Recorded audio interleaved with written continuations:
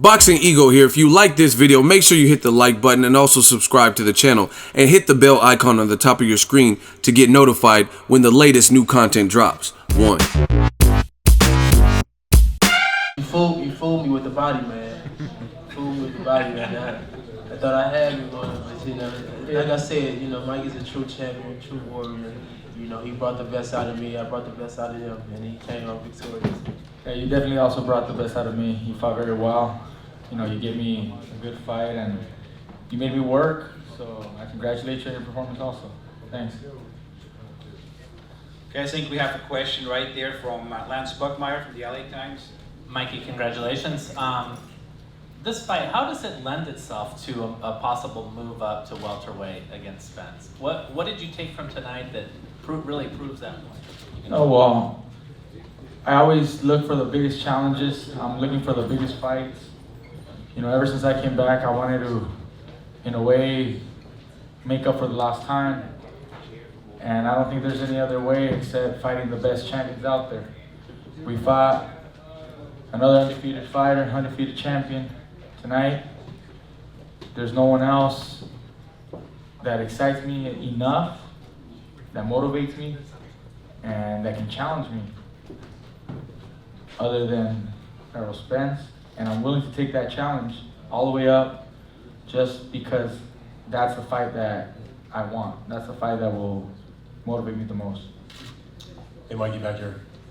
Mikey, straight back. Hey, congratulations on the win tonight.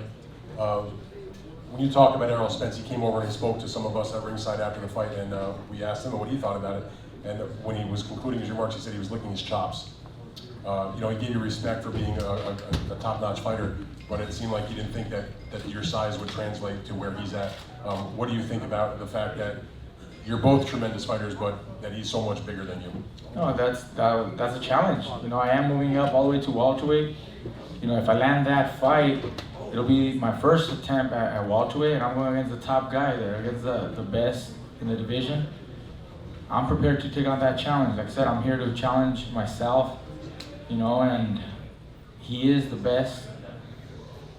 He might feel that it's, you know, an easy fight for him when I'm too small. You know, well, that's fine. You know, let's get in the ring and let's get to work.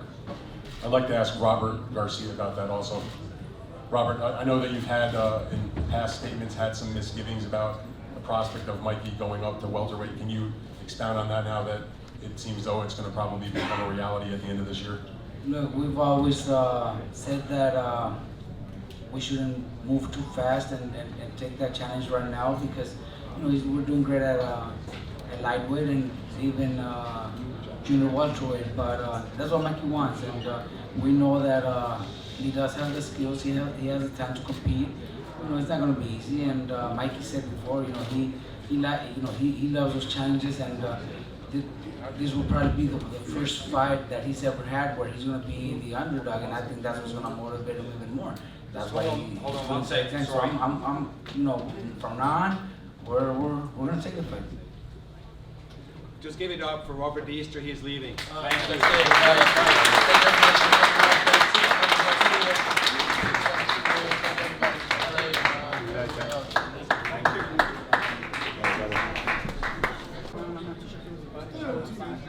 Did he hurt you, or was it just an exchange of punches where you guys were trading? No, we exchanged punches on several occasions.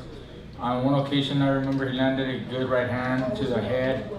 It didn't hurt me, but he felt that he might have hurt me, and he came on the attack, so I had to defend. I got to, you know, be careful. I got to block, but I would come back. You know, he's a fighter. He fights, and there was moments, you know, we're in a fight. I mean, you are expected to get hit once in a while. Mikey, when you heard him that early in the fight, you had him down in the third round. Oh, Yes. when you had him down in the third round, did you feel that you were going to finish him and be able to knock him out in the fight? No, not right away there. He got up. He wasn't completely hurt. You know, I caught him with a good right hand, and then that left hook that put him down. But he wasn't out. You know, I could see it in his eyes. I could see it in his body. You know, he was wide awake. It's not like he was, you know, to the point where I could finish him off. I tried to land a few other punches throughout the fight, and I think I might have hurt him with a body shot at one time. But it was towards the end of the round, and you know, he was game. He survived. Then he focused more on just surviving and defending himself and made it a little more complicated for me. Up until the 12th round, I was still landing some good shots, and I still tried to, land some good headshots in the last and final round. But I didn't feel enough damage was done to try to put him out. Did you feel that he kind of went into survival mode in the second half of the fight? There's a few rounds where he did. I think he went a little more defensive. I don't know if you want to call that survival mode. Maybe he was a little hurt from that body shot, or maybe he felt a punch upstairs that might have hurt him. And he's smart. He's a champion. He wanted to, survive, get his bearings again, and he made it to the 12th round. Mikey, talk about his jab. Do you feel if he would have popped the jab more, it would have gave you more difficulty, or did you guys have that plan? I felt coming to the fight, I felt, and we all thought, he was going to try to use that jab and use that reach. So we were prepared for that. He really wasn't snapping it hard. He was just, throwing it out there. So I just had to wait for the right time, the right distance and range for me to be able to land. I landed some good jabs on him, even though he had the reach. I was able to time it perfectly and land a solid jab. And I think he respected that enough because he would move back. Do you see any similarities? You see, obviously Errol's at 147. Do you see any similarities in the style between Easter? Look, I think it's a different fight. Errol Spence, the southpaw, he bangs to the body a lot. It's a different fight. This guy Easter was fighting, trying to use that distance, but it's just a whole different fighter. Yeah. Robert, question for you in the back here. Lomachenko is a top-ranked fighter. We know the history there with Mikey when top rank. You've been doing a lot of those top-ranked shows recently. Have you had any conversations with the people there about kind of thawing those problems and advancing towards Mikey and Lomachenko? Not with Bob Arum or Ty, but I do with a lot of other people that work for Top Rank, and I'm gonna tell you the truth. Most of them tell me Mikey will beat Lomachenko, and that's probably why if the fight ever happens, it's gonna be whenever it's so big where it has to happen. But as of now, that's what Mikey doesn't even consider chasing that fight because we know that's not gonna happen anytime soon. Robert, Mikey, buenas noches. Antes que nada, muchas felicidades por la gran actuación. Y esta pregunta va de parte de campeones y excampeones del mundo que me pidieron que le hiciera. Dicen que no vayas por Spence, muchos campeones y excampeones, que vayas por Lomachenko, porque definitivamente ganándole a él merece ser el número 1 libra por libra. La pregunta es para los dos, por favor. Mira, yo pienso que es la pelea en ligero que será la más grande, una pelea contra Lomachenko, pero siendo realistas, con las promociones y las diferencias de canal y todo, se complica mucho. Si él está dispuesto a pelear conmigo, que yo sé que él sí está dispuesto, tiene que pedírselo a su promotor, a Top Rank, que nos hablen y nos sentaremos a platicar y discutir esa posibilidad. A mí me encantaría una pelea con él. Perdón, Robert, si puedes contestar a la pregunta, por favor. Sí, exactamente como lo comenté hace rato. Mira, pelearle a Lomachenko fuera lo ideal, fuera lo mejor, lo que yo preferiría hacer, porque sé que es una pelea grandísima, especialmente en peso liguero. No es un peleador grande como lo es Errol Spence, pero la realidad es que no se va a hacer, menos ahorita la que sigue no se va a hacer, así que tendremos que seguirlo esperando, quizá un año y medio más. Y mientras, ¿qué vamos a hacer? Claro. No hay nada más en ligero para Mikey, así que lo más posible es que vamos buscando otros retos más grandes y un día, si de aquí a un año y medio, 2 años es la pelea suficientemente grande para hacerla, entonces va a ser, pero en estos momentos no creo que sea. Mikey, finalmente, ¿qué le dice a todo el pueblo mexicano, la raza que literalmente atiborró el Staples Center? La verdad que te apoyaron mucho. ¿Qué le dice a la raza? Me recibieron muy bonito, me da mucho gusto que me hayan venido a apoyar. Estoy muy contento con ese recibimiento. Muy feliz de estar de regreso aquí y pues en verdad quedé admirado. Me brindan de pues de emoción en realidad cuando estoy saliendo y que miro todo el público. Ese es un sentimiento muy especial. Doy muchas gracias a todos por ese apoyo. Hola Mike, para Rob. Volviendo a la pelea esta noche, mi puntuación fue 107 a 120, no vi ganar un solo round a Robert, Mr. Junior. Pero no te faltó un poquito, porque él no presentó pelea, él no hizo nada por ganar. Tú forzaste la pelea desde el principio, fuiste para adelante, pero no te faltó tirar más al cuerpo. Había ocasiones donde se presentaba quizás una oportunidad, pero para poder trabajar bien al cuerpo necesitaba yo que él se parara a medio ring. Cuando estaba moviéndose es más difícil cuando se mueve. Y aunque lo llevé a las cuerdas en ocasiones, se movía y se quitaba, entonces no hubo tanta posibilidad. En una ocasión sí le pegué un buen gancho al hígado que parece que lo lastimé un poquito, pero fue al final del round y sobrevivió y después ya menos separado. Yo pienso que hizo una pelea, en realidad Easter Junior hizo una pelea inteligente, una pelea difícil, supo usar mucho su alcance, no fue fácil, se nos dificultó porque 5 pulgadas de estatura y 8 de alcance, o sea, tuvieron un buen plan en realidad, su entrenador, su equipo, supieron hacer un buen trabajo, obviamente no pudieron vencer a Mikey, pero sí tenían un muy buen plan de pelea. Una más. Es zurdo Errol Spence y en realidad no es igual de alto que Easter, así que en realidad no tiene yo creo nada de parecido a la pelea. All down there, Dylan Hernandez. I'm not sure if this is for Mike or maybe for Richard.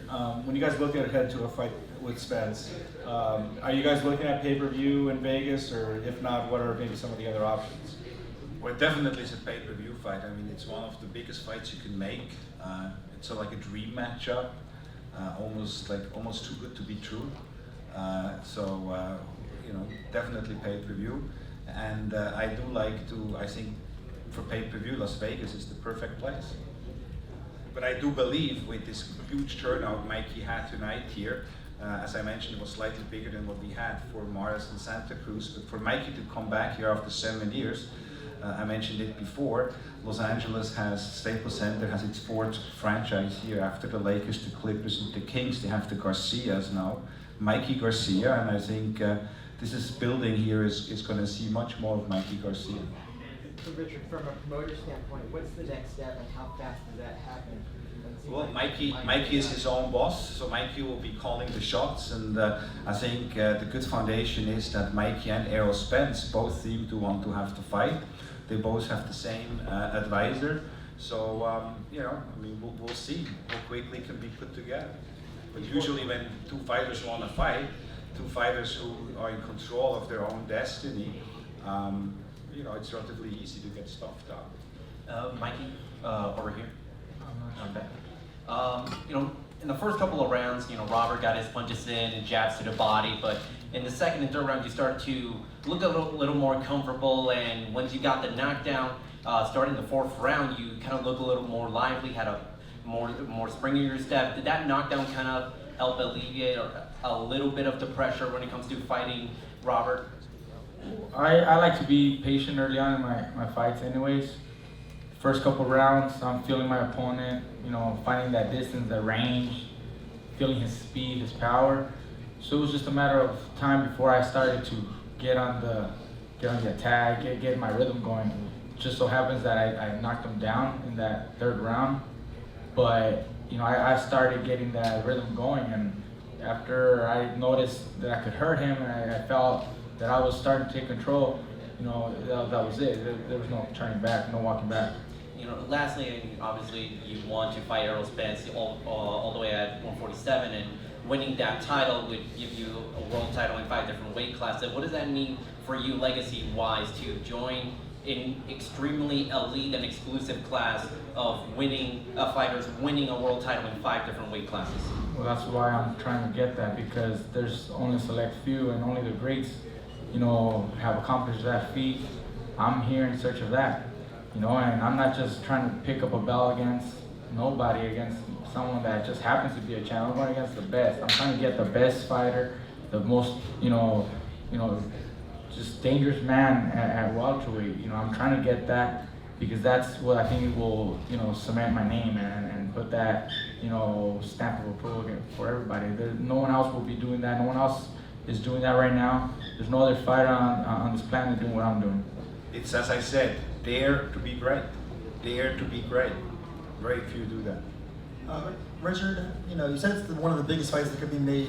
How many pay-per-view buys do you expect this could generate? I know you've broken down the numbers a million times by now, I'm sure. I love to do pay-per-views, and I'm usually pretty accurate with my, with my estimations. So I think this is going to be a big pay-per-view, and I'm not going to tell you how many yet. But I always promote pay-per-views. I want to break records, and so we're going to do a big number with that. Question for Robert and Mikey. We've seen fighters in the past, like Roy Jones Jr. and Bernard Hopkins, utilize like a conditioning guru, like a Mackie Showstone, when they go up for a high-profile fight at a greater weight. Would you bring in someone like that, or not him in particular, but just some kind of like strength and conditioning guru?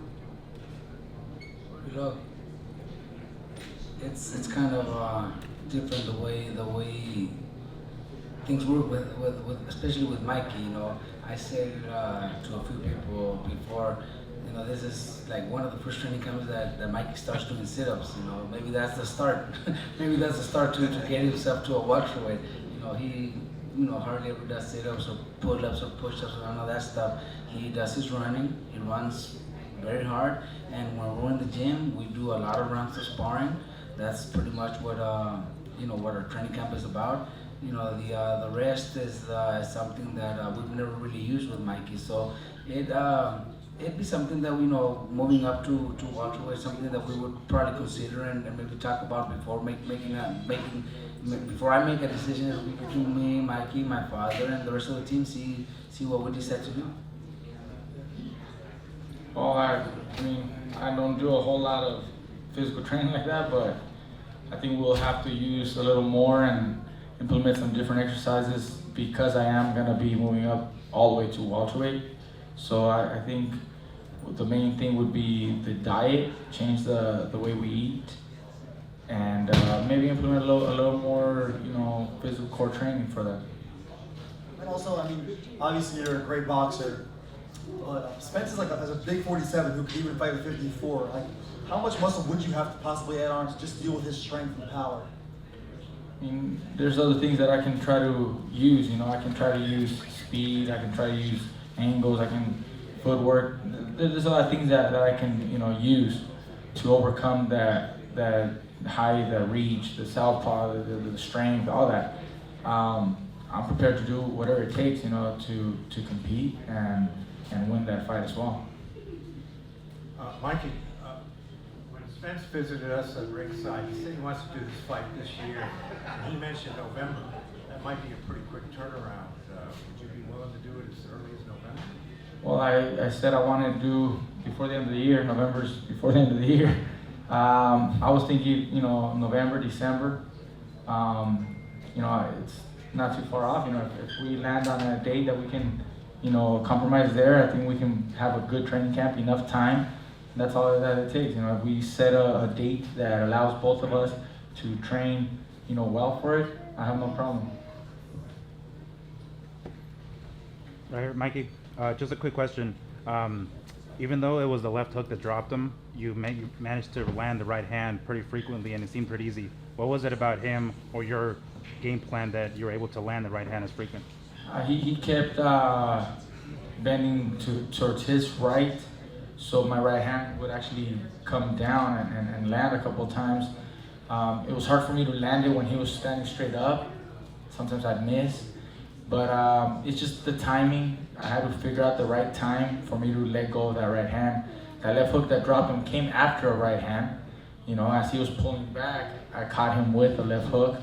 On other occasions, I landed a good left hook. We were ready to do whatever it takes, and we practiced a lot in the gym, and we knew it was just about getting that right distance, that right range, so that I could let go of my hands.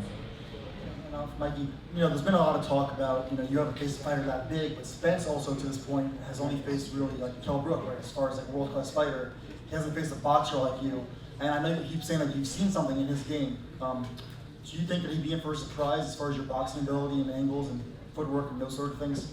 He's a terrific fighter. He's an experienced fighter, and he's very strong. He's a dangerous man. So I don't know if I can surprise him. I think, he's got the experience. He knows, the kind of fighter I am.